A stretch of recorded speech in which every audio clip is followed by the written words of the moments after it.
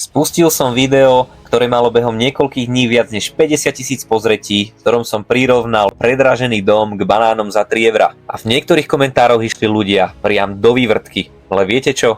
Ja si za tým stojím. Niektorí mi písali, že ako môžem porovnávať banány a domy, že to sú predsa dve neporovnateľné veci. Ale práve na tomto celé stojí, na psychológii, pretože keď ti niekto ponúkne banány za 3 € a ty vieš, že bežne stoja polovicu, tak ich nekúpiš. Nejde tak o banány, ide o pocit hodnoty. A presne takto sa ľudia rozhodujú aj pri nehnuteľnostiach. Áno, niekedy sa stane, že motika vystrelí.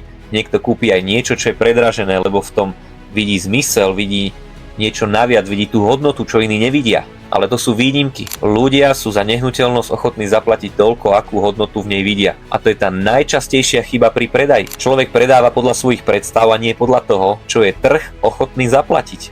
A to je cesta k frustrácii, k nie predaju. Sleduj ma, ak chceš vedieť viac, ako sa trh naozaj správa. Pre viac takýchto typov ma nezabudni sledovať.